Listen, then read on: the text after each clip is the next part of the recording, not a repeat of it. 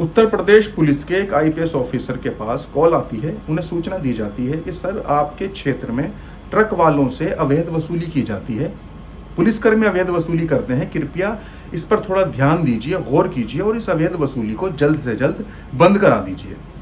अब कॉल आने के बाद आईपीएस ऑफिसर सोच में पड़ जाते हैं कि आखिर कौन पुलिस वाला है जो अवैध वसूली कर रहा है मेरे क्षेत्र में। इसके बाद फिर ये अपने सीनियर को कॉल करते हैं, उनको सारी बात बताते हैं।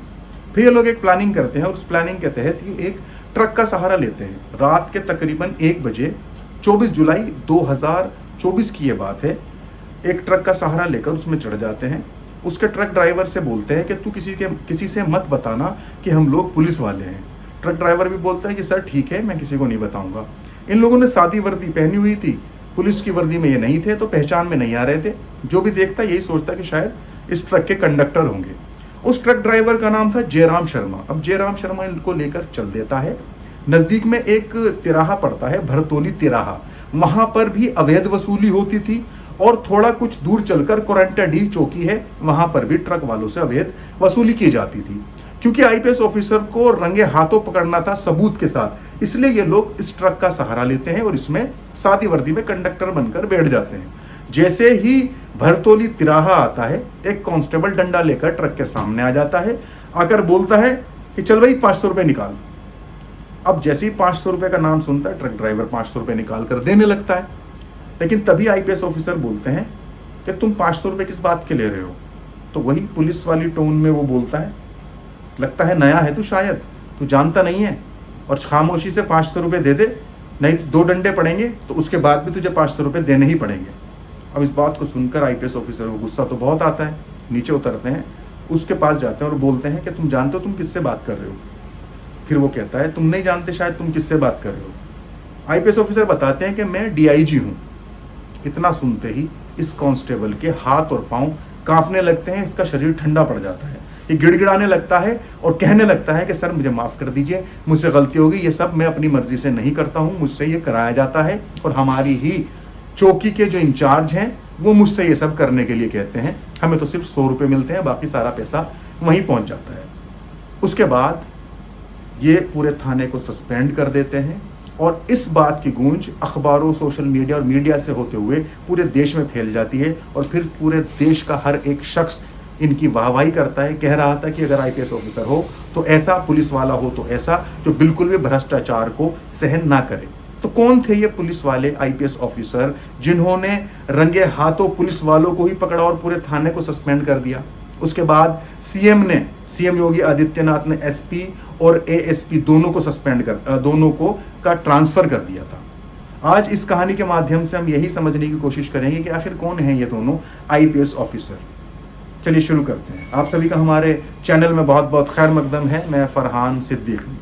दरअसल बात 24 जुलाई 2024 की है। रात का तकरीबन 1 बज रहा था जब इनके पास कॉल आ जाता है। उसके बाद ये दोनों रेड मारने के लिए निकलते हैं। एक होते हैं इनमें डीआईजी साहब आजमगढ़ जोन की, इनका नाम वैभव कृष्ण है। इन्हीं के सीनियर आईपीएस हैं जिनको ये कॉल करके सारी डिटेल बताते हैं। उनका नाम पीयूष मोडिया है, वो एडीजी जोन बनारस हैं। अब ये दोनों मिलकर प्लानिंग करते हैं और अपने साथ एक सब इंस्पेक्टर को भी इन्वॉल्व कर लेते हैं। उनको कहते हैं कि ये बात ज़रा भी कहीं लीक नहीं होनी चाहिए, नहीं तो तुम्हारी भी खैर नहीं, तुम्हें भी जेल में डाल दिया जाएगा।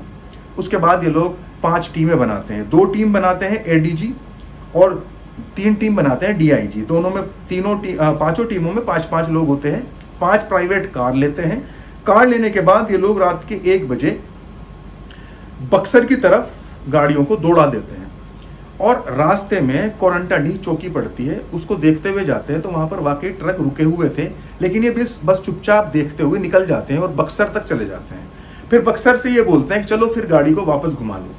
गाड़ियाँ फिर वापस घुमा ली जाती हैं और फिर से ये लोग वापस आ जाते हैं। कोरंटाडीह चौकी के नज़दीक आकर ये लोग गाड़ियाँ रोक देते हैं। उसके बाद देखते क्या है कि एक कांस्टेबल है जो ट्रक वालों से पैसे ले रहा है, उसके साथ एक आम नागरिक भी खड़ा हुआ है। तकरीबन 15 के करीब और लोग ऐसे ही हैं जो वहीं के निवासी होंगे, वो भी वहाँ पर ऐसे बिखरे हुए खड़े हैं और 3 कांस्टेबल वहाँ पर कुर्सी पे बैठे हैं। ये वहाँ पर नज़दीक जाते हैं और पूछते हैं यहाँ पर क्या चल रहा है। तो उसके बाद वो कहता है भाई तुम कौन हो, तुमसे क्या मतलब? वो कहते हैं कि मैं यहाँ का डीआईजी हूँ। इतना सुनते ही जो ये कांस्टेबल होता है, इसकी वही हालत होती है, तो हाथ पांव कांपने लगते हैं। लेकिन जो आम नागरिक था, जो एक युवक खड़ा हुआ था, वहां से जंगल के रास्ते फरार हो जाता है। वो तो फरार हो सकता था, लेकिन कांस्टेबल कैसे फरार होता? ये सब यहाँ पर खड़े होकर के माफ़ी मांगने लगता है, गिड़गिड़ाने लगता है कि सर मुझे माफ़ कर दीजिए, और हमें एसएचओ साहब ऐसा करने के लिए बोलते हैं। अब डीआईजी साहब पूछते हैं कि एसएचओ कौन है तुम्हारे, तो ये नाम बताते हैं कि हमारे एसएचओ जो हैं उनका नाम पन्नेलाल है। फिर इनसे पूछते हैं कि तुम रात भर में कितना कलेक्शन करते हो? तो कांस्टेबल एक कैलकुलेट करके बताते हैं कि सर तकरीबन यहाँ से 1000 ट्रक रोज़ रात में गुजरते हैं, और हम यहाँ से 500 रुपये प्रति ट्रक लेते हैं। तो इस हिसाब से डीआईजी साहब कैलकुलेट करते हैं, तो 5 लाख रुपए एक रात का हो गया। अब इस बात को सुनकर डीआईजी साहब भी चौंक जाते हैं। उसके बाद कांस्टेबल बताते हैं सर हमारे सिर्फ इसमें 100 रुपये होते हैं, बाकी 400 रुपये जो होते हैं वो पन्नेलाल एसएचओ के पास चले जाते हैं। अब क्योंकि इसका नाम जो है, ये जिस कांस्टेबल से बात हो रही थी सर इसका नाम हरदयाल है, तो डीआईजी साहब कहते हैं हरदयाल तुम्हारे साथ यहाँ और कौन है? तो 3 कांस्टेबल और कुर्सी पर बैठे हुए थे। उनमें से एक हेड कांस्टेबल विष्णु यादव थे, दूसरे कांस्टेबल दीपक मिश्रा, और तीसरे का नाम बलराम सिंह था। इन तीनों के साथ साथ सभी को, इस पूरे थाने को सस्पेंड कर देते हैं डीआईजी साहब, और सस्पेंड करके इनको रात के वक्त थाने में ही कैद कर लिया जाता है, और कहा जाता है कि इनके बारे में भी किसी को सूचना नहीं मिलनी चाहिए। उसके बाद ये फिर तिराहे पर जाते हैं, जो मैंने आपको पहले बताया, वहाँ पर भी ये रेड मारते हैं। रेड मारने के बाद इस बात की खबर फिर सोशल मीडिया और मीडिया से होते हुए अखबारों के जरिए पूरे देश में फैल जाती है। बात सीएम योगी आदित्यनाथ के पास भी पहुँचती है।